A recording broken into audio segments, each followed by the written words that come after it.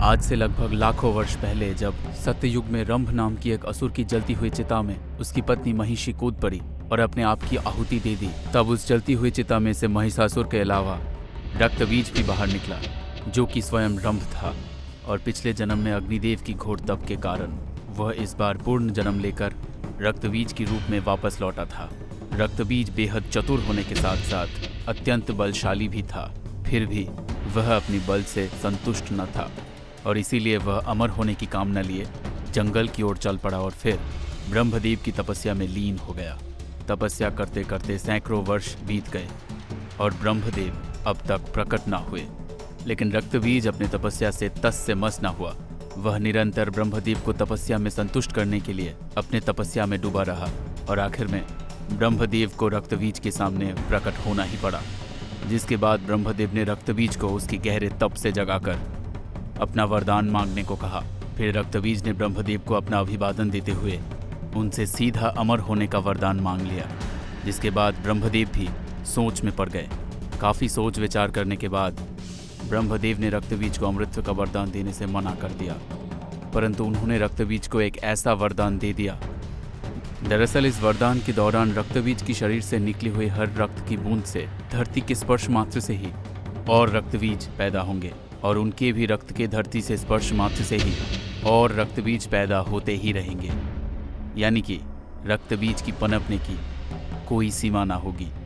वरदान देने के बाद ब्रह्मदेव अंतर्धान हो गए, जिसके बाद रक्तबीज ठांके लगाते हुए सीधा पाताल लोक में महिषी शासित इलाका में पहुंच गए। दरअसल पिछले जन्म में जब वो रंभ था तो उसे महिषी असुरों ने मिलकर समाप्त कर दिया था और अब इसी का बदला वह महिषी वंश से लेने के लिए वापस आकर उनके समक्ष खड़ा हो गया था। और फिर रक्तबीज ने महिषी साम्राज्य के अंदर मार काट मचा के रख दी थी। उसने अकेले ही महिषियों के राजा समेत समस्त प्रमुख महिषी योद्धाओं को मार चुका था।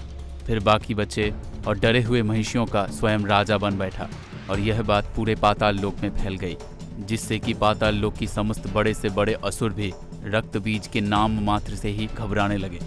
रक्तबीज पूरे पाताल लोक का शासक बन बैठा था। दिन यूं ही बीतता गया और एक दिन रक्तबीज को महिषासुर की याद आई और वह महिषासुर को ढूंढने के लिए पाताल लोक की अन्य राज्यों की ओर निकल पड़ा, जहां उसे पता चला कि कई वर्ष पहले महिषासुर तो किसी 10 भुजाओं वाली विशालकाय देवी के हाथों वीर गति को प्राप्त हो चुका है। जिसके बाद ये सुनते ही रक्तबीज आग बबूला हो उठा और फिर वो देवी दुर्गा को पागलों की तरह जमीन से लेकर आसमान हर जगह ढूंढने लगा, पर उसे देवी दुर्गा कहीं ना मिली। फिर रक्तबीज की तमाम बार पूछने के बावजूद कोई भी असुर यह नहीं बता पाया कि वह 10 भुजाओं वाली विशालकाय देवी अचानक कहाँ से आई थी। जिसके बाद रक्तबीज एक गहरे चिंतन में पड़ गया। फिर उसने सोचा कि हो ना हो उस 10 भुजाओं वाली विशालकाय देवी के बारे में ये देवताओं की पूजा पाठ करने वाले साधु संतों को अवश्य ही कुछ न कुछ पता होगा। फिर उसने अपनी तमाम असुर सैनिकों को देवी दुर्गा की पता लगाने के लिए साधुओं के पास भेज दिया। जिसके बाद रक्तबीज के असुर सैनिकों ने बड़े ही क्रूर तरीके से साधुओं से उस विशालकाय 10 भुजाओं वाली देवी के बारे में पूछने लगे, पर किसी भी साधु संत के पास उनके सवालों का कोई उत्तर न था। रक्तबीज की ये जानलेवा खोज देवी दुर्गा के लिए जारी रही। वहीं दूसरी तरफ महर्षि कश्यप और दनु के 2 पुत्र शुंभ और निशुंभ नाम की 2 असुर भाई एक शांत वन में ब्रह्मदेव की तपस्या में कई वर्षों से लीन बैठे थे। और फिर शुंभ और निशुंभ के सामने अचानक ब्रह्मदेव का आगमन हुआ। इसके बाद ब्रह्मदेव उनसे अपनी इच्छित वरदान मांगने को कहा, जिसके बाद हर असुर की तरह शुंभ और निशुंभ ने भी ब्रह्मदेव से अमरत्व का वरदान मांग लिया, जिसके लिए ब्रह्मदेव ने साफ साफ मना कर दिया। दरअसल शुंभ और निशुंभ दोनों भाई स्त्रियों के प्रति काफी आकर्षित थे और वे स्त्रियों को सिर्फ और सिर्फ संभोग की वस्तु मात्र ही मानते थे और इसीलिए ब्रह्मदेव ने इन दोनों भाइयों को लगभग महिषासुर जैसा ही वरदान दे दिया, जिसके दौरान शुंभ और निशुंभ का वध सिर्फ एक महाशक्तिशाली स्त्री के हाथों ही संभव था। और इसी बीच इंद्रदेव ने शुंभ और निशुंभ के बड़े भाई नमुच्च को अपनी निजी मतभेद के कारण मौत का घाट उतार दिया, जिसके कुछ वर्षों के बाद जब शुंभ और निशुंभ पाताल लोक अपने राज्य में लौटे और अपने बड़े भाई नमुच्च की मौत की खबर सुनी तो उनके क्रोध का ठिकाना न रहा, जिसके बाद उन्होंने स्वर्गलोक पर आक्रमण करने की ठान ली। फिर शुंभ और निशुंभ ने अपने असुर सेना लिए स्वर्गलोक की ओर निकल पड़े।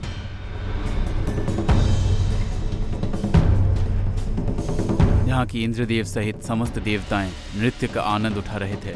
फिर अचानक स्वर्ग में शुंभ और निशुंभ समेत तमाम असुरों का आगमन शुरू हो गया, जिसके बाद देवता असुरों की इतनी सेना को देख अचंभे में पड़ गया और देवता भी असुरों के समक्ष युद्ध के लिए डट कर खड़े हो गए। पर इससे पहले कि युद्ध का बिगुल बजता, निशुंभ ने अपना नियंत्रण खो दिया और अकेले ही इंद्रदेव के ऊपर टूट पड़ा, जिसके बाद इंद्रदेव और निशुंभ के बीच एक घमासान युद्ध प्रारंभ हो गया।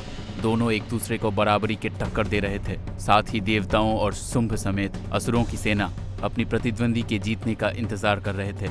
काफी समय तक शक्ति युद्ध और मल्ल युद्ध चलने के बाद इंद्रदेव ने आखिरकार निशुंभ को वहीं धूल चटा दी, जिसके बाद शुंभ और निशुंभ समेत पूरी असुर सेना का आत्मविश्वास युद्ध से पहले ही डगमगा गया। और वही इंद्रदेव की जीतने के बाद देवताओं का आत्मविश्वास ठहाके लगाने लगा था। फिर युद्ध का बिगुल बजा और देवताओं के साथ असुरों का युद्ध प्रारंभ हो गया। इस युद्ध में देवताओं ने खुलकर अपनी शक्तियों को शुंभ और निशुंभ समेत पूरे आसुरी सेना पर बरसाना शुरू कर दिया, जिसमें आसुरी सेना पूरी तरह घायल होने लगी। जिसके बाद शुंभ और निशुंभ ने भी अपने वरदानी ताकतों का इस्तेमाल करना शुरू कर दिया, जिसका देवताओं पे कुछ खास असर ना हुआ। यहाँ तक देवताओं ने असुरों के साथ उपहास करते हुए युद्ध करना शुरू कर दिए थे। शुंभ और निशुंभ समेत समस्त असुरी सेना देवताओं के सामने लाचार लग रहे थे। देवता यूं ही ठहाके लगाते रहे और असुर युद्ध को पूरी तरह हारने की कगार पर आ चुके थे कि अचानक हारे हुए असुरों के पीछे से एक जोरदार ठहाके लगाने की आवाज आने लगा, जिस पे सभी देवता मौन हो गए और कुछ देर के लिए सोच में पड़ गए। जिसके बाद आगमन हुआ रक्तबीज का, जो कि ठहाके लगाता हुआ हारे हुए तमाम असुरों के अंदर एक उम्मीद जगाता हुआ आगे बढ़ता चला आया और देवताओं के समक्ष आ खड़ा हुआ। उसके मात्र ठहाके लगाने से ही समग्र इंद्रासन कांपने लगा। साथ ही उसे देख इंद्रदेव सहित समस्त देवताओं भी थर थर कांपने लगे थे। दरअसल रक्तबीज उस समय स्वर्गलोक पिछले जन्म में इंद्रदेव के हाथों मारे गए अपने भाई क्रंभ का बदला लेने आया था। फिर इंद्रदेव ने कुबेर को एक संकट संकेत भेजा, जिसके कुछ क्षण के अंदर ही कुबेर अपने तमाम यक्षों के साथ स्वर्गलोक में प्रकट हुए और फिर सभी देवताओं ने मिलकर रक्तबीज और शुंभ निशुंभ समेत सभी असुरों पे अपनी पूरी क्षमता के साथ टूट पड़े। जिसके बाद एक भयंकर युद्ध प्रारंभ हो गया। इस युद्ध में देवता और असुर दोनों ही बराबरी उत्साह के साथ युद्ध कर रहे थे। यहाँ शुंभ और निशुंभ ने तो देवताओं को इस बार कांटे की टक्कर दे ही रहे थे और वहीं रक्तबीज अकेले ही बड़ी तेजी से पूरे यक्षों का नामो निशान मिटाए जा रहा था। युद्ध यूं ही कुछ समय तक चलता रहा, पर कुछ समय के बाद देवताओं के सभी यक्ष सेना समाप्त हो चुके थे और अब इस युद्ध में असुरों का पलड़ा पूरी तरह भारी हो चुका था। जिसके बाद रक्तबीज समेत शुंभ और निशुंभ एक साथ सभी देवताओं के ऊपर टूट पड़े, जिनके भय से इंद्रदेव और कुबेर समेत सभी देवता स्वर्ग से अंतर्धान हो गए। जिसके बाद शुंभ और निशुंभ रक्तबीज के दम पर स्वर्ग को पूरी तरह जीत चुके थे और वे रक्तबीज से काफी प्रभावित भी हुए। जिसके बाद शुंभ और निशुंभ ने रक्तबीज के समक्ष अपने सेनापति बनने का प्रस्ताव रखा और साथ ही उसके हर कार्य में बराबरी के सहयोग देने का वादा भी किया। जिसके बाद रक्तबीज ने उनके प्रस्ताव को स्वीकार कर लिया।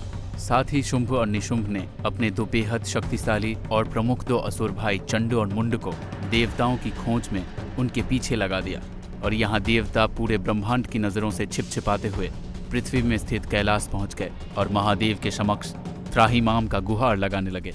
पर उस समय महादेव अपने गहरे ध्यान में लीन थे।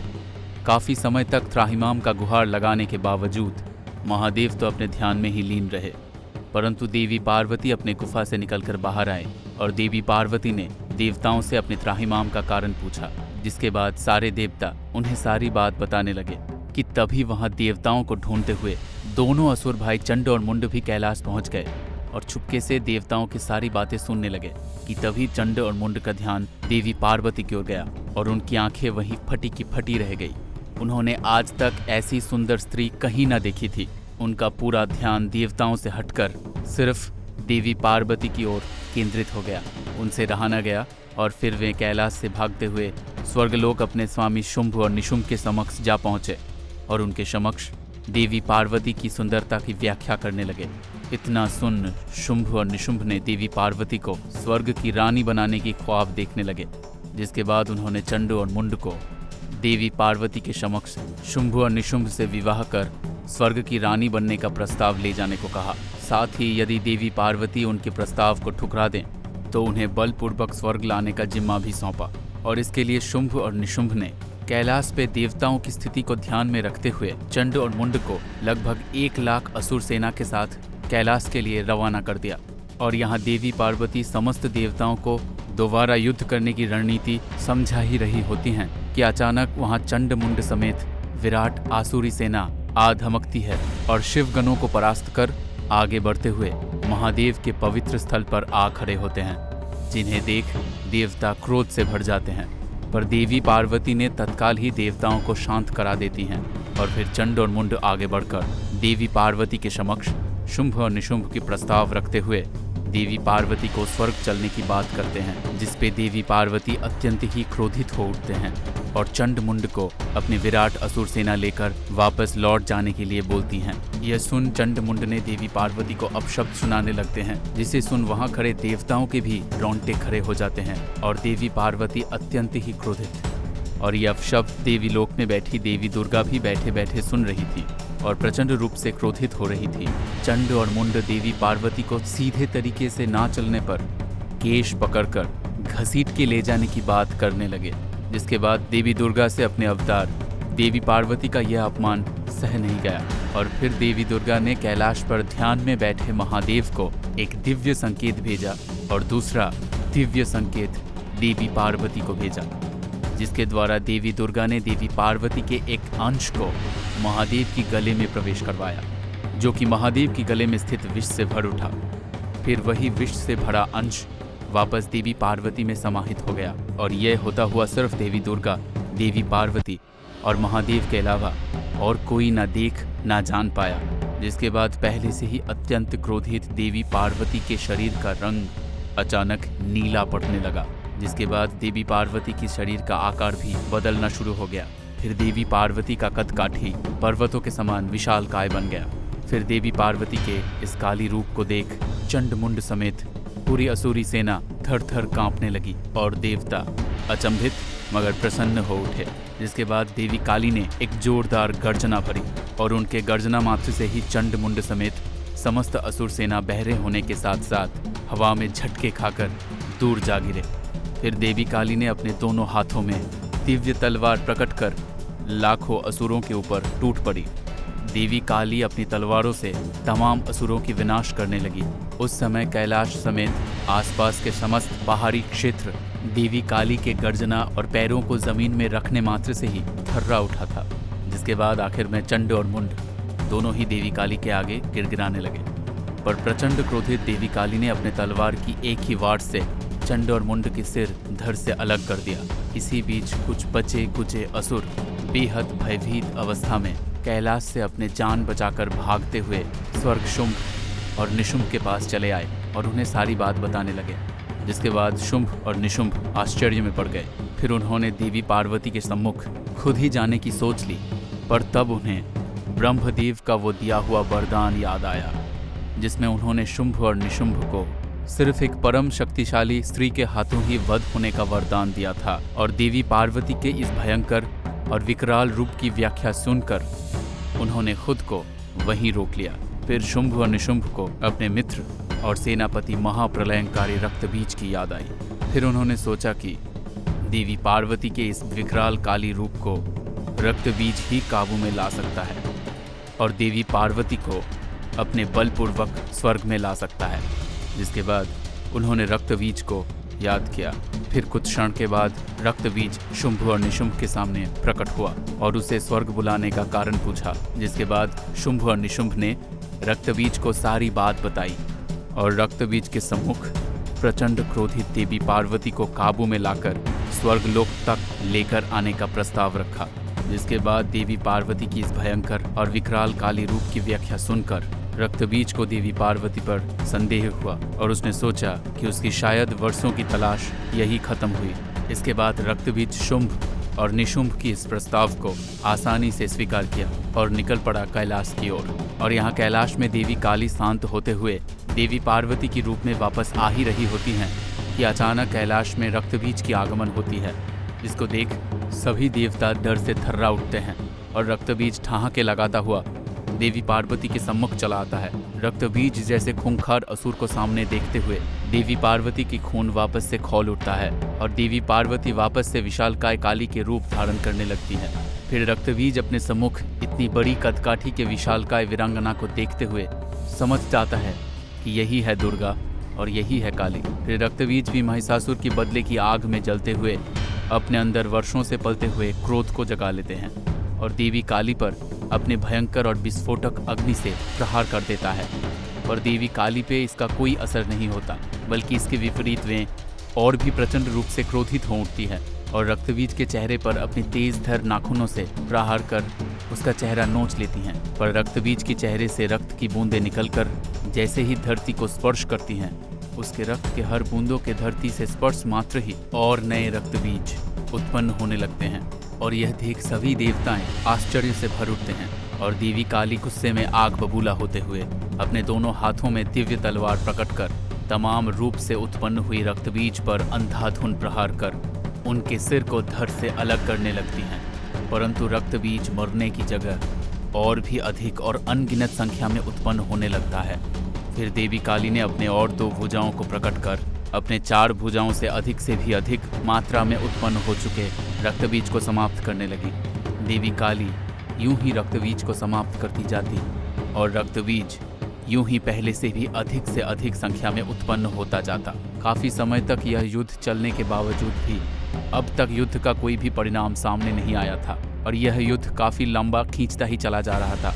इंद्रदेव समेत सभी देवताओं ने हिम्मत कर आगे बढ़कर देवी काली की सहायता करने की ठान ली। और जैसे ही देवताओं ने युद्ध के लिए अपने कदम आगे बढ़ाया, देवी काली ने पलटकर सभी देवताओं को इस युद्ध में हस्तक्षेप न करने की चेतावनी दे डाली। इतना सुनते ही सभी देवता देवी काली के डर से सहम गए और सिर्फ इस युद्ध का भयंकर मंजर ही देखते गए। और यहाँ लाखों रक्तबीज अपने हाथों में तलवार प्रकट कर देवी काली को चारों ओर से घिरने लगे कि तभी देवी काली को देवी दुर्गा की संकेत मिला, जिसमें देवी दुर्गा ने देवी काली को रक्तबीज पर हमला ना करने की सलाह दी और तमाम रक्तबीज को एक साथ एक बार में समाप्त करने की उपाय सुझाया। जिसके बाद लाखों रक्तबीज एक साथ अपने हाथों तलवार लेकर देवी काली पर आक्रमण कर दिया और देवी काली अपने तलवारों से तमाम रक्तबीजों के हर वार को रोकती रही। फिर इतने प्रहारों के बीच देवी काली ने जोरदार गर्जना करती हुई अपना आकार और भी विशालकाय बनाती गई और यह गर्जना इतना तेज और प्रभावी था कि इसकी झटके से तमाम रक्तबीज असंतुलित होकर हवा में यहाँ वहाँ जाकर गिरने लगे। जिसके बाद देवी काली ने अपनी रूप महाविशालकाय और महाप्रलयंकारी बना लिया। फिर उन्होंने अपनी शक्तियों को एकत्रित कर सिर्फ तमाम रक्तबीजों को ही जोरदार सांसें भरते हुए अपने मुंह के अंदर खींचने लगी और तमाम रक्तबीजों को कच्चा चबाने लगी। उन्हें कच्चा चबाते हुए उनके रक्त को घूंट घूंट पीने लगी और काफी समय तक देवी काली लगातार ऐसा ही करती रही। जिसके बाद धरती में मौजूद तमाम रक्तबीज अब पूरी तरह देवी काली के द्वारा खत्म हो गए थे। जिसके बाद तमाम देवी देवता समेत गंधर्व और यक्ष बेहद प्रसन्न हुए और देवी काली पर फूलों के बारिश करने लगे। परंतु यहाँ काफी समय बीत जाने के बाद भी देवी काली का क्रोध शांत नहीं हुआ था और यह देख सभी देवताओं की चिंता और भी बढ़ने लगी। दरअसल तमाम रक्तबीजों को कच्चा चबा जाने के बाद उसके रक्त के दुष्प्रभाव से देवी काली ने अपने आप पर संतुलन खो दिया था और अपने तीव्र क्रोध से पूरी धरती को तबाह करने की आग उनके अंदर भड़क चुकी थी। फिर इंद्रदेव समेत तमाम देवता यह देख चिंता में पड़ गए। फिर उन्होंने श्री विष्णु को याद किया, जिसके बाद कैलाश में श्री विष्णु की आगमन हुआ और तमाम देवता श्री विष्णु से देवी काली को रोकने की गुहार लगाने लगे, जिससे कि श्री विष्णु अपने लिए नामुमकिन कार्य बताते हुए महादेव के लिए एक मुमकिन कार्य बताया और श्री विष्णु समेत सभी देवताओं ने महादेव को अत्यंत गहरे ध्यान से जगाने के लिए प्रार्थना करने लगे। जिसके बाद महादेव ने अपने आंखें खोलते हुए श्री विष्णु को नमन किया और अपने आंखों से तबाही से बिखरे पड़े कैलाश को देखा। फिर सभी देवताओं ने महादेव को सारी बात बताई, जिसके बाद महादेव की नज़र काफ़ी दूर तक पहुंच चुकी विशालकाय देवी काली पर गया। फिर महादेव अपने स्थान से अंतर्धान होकर अपना आकार बदलकर सीधे चली आ रही देवी काली के मार्ग पर लेट गए। जिसके बाद प्रचंड क्रोधित अवस्था में चलते चलते अचानक देवी काली के पांव मार्ग पर लेटे महादेव की छाती पर पड़ गया। फिर जैसे ही देवी काली की नजर पांव के नीचे दबी हुई महादेव के ऊपर पड़ी, वैसे ही उनका सारा क्रोध शांत हो गया और साथ ही उन्हें अपनी भूल का आभास भी। जिसके बाद अचानक देवी काली सामान्य आकार में आती हुई देवी पार्वती का रूप लेने लगी। फिर मूर्छित होकर धरती पर गिरने लगी कि अचानक महादेव ने देवी पार्वती को थाम लिया और उन्हें उठाकर अपने स्थान पर ले आए। देवी पार्वती को मूर्छित अवस्था में देख तमाम देवी देवता समेत शिवगण चिंतित हो उठे। फिर महादेव देवी पार्वती को चेतना में वापस लाए और यह देख सभी देवी देवता समेत पूरा कैलाश खुशी के मारे झूम उठा। पर काली अवतार धारण करने के कारण देवी पार्वती का रंग रूप काला पड़ चुका था, जिससे कि देवी पार्वती परेशान रहने लगी थी। फिर महादेव ने देवी पार्वती को ब्रह्मदेव की तपस्या करने की सलाह दिया। जिसके बाद देवी पार्वती कैलाश की शिव स्थान से काफी दूर जाकर किसी और पर्वत की चोटी पर बैठकर ब्रह्मदेव की तपस्या में लीन हो गई। देवी पार्वती कुछ वर्षों तक यूं ही ब्रह्मदेव की तपस्या में लीन रही। फिर एक दिन ब्रह्मदेव देवी पार्वती के सम्मुख प्रकट हुए और उनसे अपने वरदान मांगने को कहने लगे। जिसके बाद देवी पार्वती ने ब्रह्मदेव से अपना रंग रूप वापस दिलाने के लिए कहने लगी। जिसके बाद ब्रह्मदेव ने तंत्र शक्ति से काली अवतार के दौरान देवी दुर्गा की शक्ति के साथ शिव के विष के आपस में समाहित होकर उत्पन्न हुए ऊर्जा को देवी पार्वती के शरीर से बाहर लेकर अलग कर दिया, जिसके फलस्वरूप देवी पार्वती के रंग रूप पहले जैसा हो गया। फिर देवी पार्वती अत्यंत ही प्रसन्न हो गई। फिर देवी पार्वती के शरीर से निकली हुई वह अत्यंत ताकतवर ऊर्जा एक बड़े कदकाठी की बेहद खूबसूरत वीरांगना में तब्दील हो उठी, जिसकी दिव्यता और चमक देख देवी पार्वती और ब्रह्मदेव अत्यंत ही प्रसन्न हो उठे और उन्हें एक नया भव्य नाम देवी कौशिकी दिया। साथ ही ब्रह्मदेव ने देवी कौशिकी को इसी चोटी में शुंभ और निशुंभ नामक 2 असुर भाइयों के आने तक ध्यान मग्न रहने की आज्ञा दी, क्योंकि ब्रह्मदेव ने देख लिया था आने वाला कल।